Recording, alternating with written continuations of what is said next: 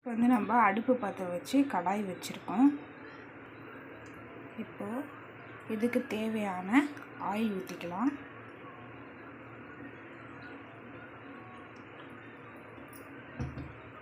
Oil நல்லா சூடானதும் 1 teaspoon கடுகு போட்டுக்கலாம். கடுகு நல்லா கருவேப்பிலை போட்டுக்கலாம்.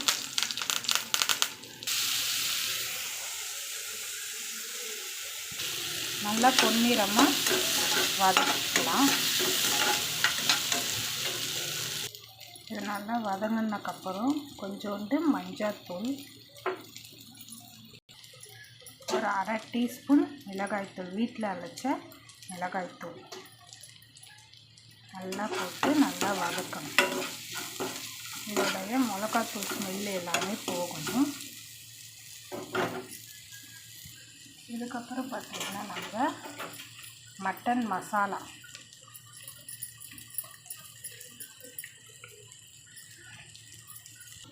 நல்லா வதங்கிடுச்சு. பார்த்திங்கன்னா மிளகாத்தூள் ஸ்மெல்லு போனோன்னா கேப்சிகம், உங்களுக்கு எவ்வளோ கேப்சிகம் வேணுமோ அதை வந்து தேவையான அளவு போட்டுக்கோங்க.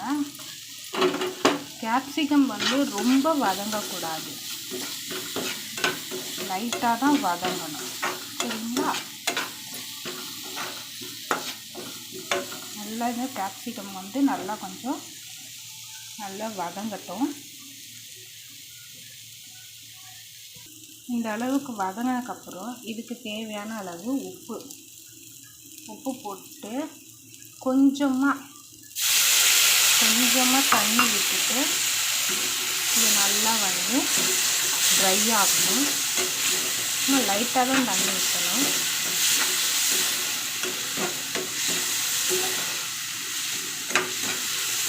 தண்ணி நல்லா கவுனதுக்கப்புறம் இது கொஞ்சம் நல்லா காய் நல்லா வேகட்டும்.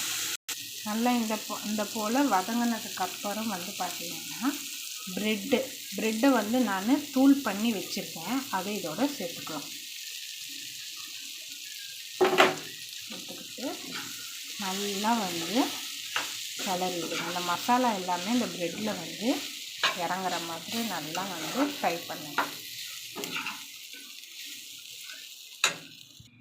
இந்த அளவுக்கு நல்லா வந்து பார்த்திங்கன்னா வதங்கினதுக்கப்புறம் பெப்பரை வந்து 1 டீஸ்பூன் நான் போட்டுக்கிறேன். பெப்பரை போட்டு நல்லா வந்து ஃப்ரை பண்ணிக்கோங்க. இது வந்து நல்லா காரசாரமாக இருக்கும், நல்லா உணர்த்தியாக நல்லா காரசாரமாக இருக்கிற டிஷ்ஷு. நல்லா காரம் சாப்பிட்றவங்க தான் வந்து இந்த டிஷ்ஷை வந்து பார்த்திங்கன்னா சாப்பிட முடியும்.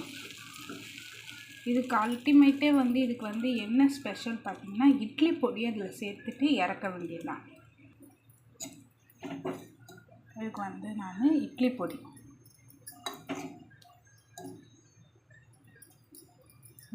நீங்கள் எவ்வளோ வேணாலும் போட்டுக்கலாம், உங்களுக்கு காரத்துக்கு ஏற்ப போட்டு இது வந்து பார்த்திங்கன்னா நல்லா கிண்டி எடுக்கணும்.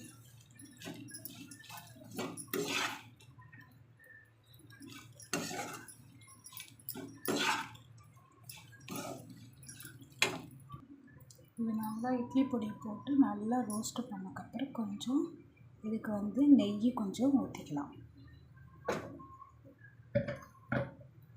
நெய் ஊற்றி நல்லா கிண்டிக்கோங்க. அவ்வளவுதான் நம்மளுடைய சூப்பரான ப்ரெட்லேயே உங்களுக்கு வந்து நான் வந்து பிரேக்ஃபாஸ்ட் வந்து நான் முடிச்சிட்டேன். இன்றைக்கி எங்கள் வீட்டில் வந்து இதுதான் இன்றைக்கி பிரேக்ஃபாஸ்ட்டு. எங்கள் வீட்டில் இருக்கவங்களுக்கு எல்லாருக்குமே இது ரொம்ப ரொம்ப பிடிக்கும்.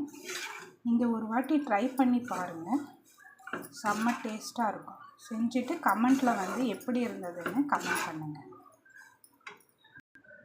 சூப்பராக வந்து ரெடி ஆகிடுச்சு. வாங்க ஃப்ரெண்ட்ஸ் சாப்பிடலாம். நீங்கள் ஒன் டைம் வந்து இந்த ரெசிபி வந்து செஞ்சு பார்த்துட்டு எப்படி இருந்தது கமெண்ட் பண்ணுங்கள்.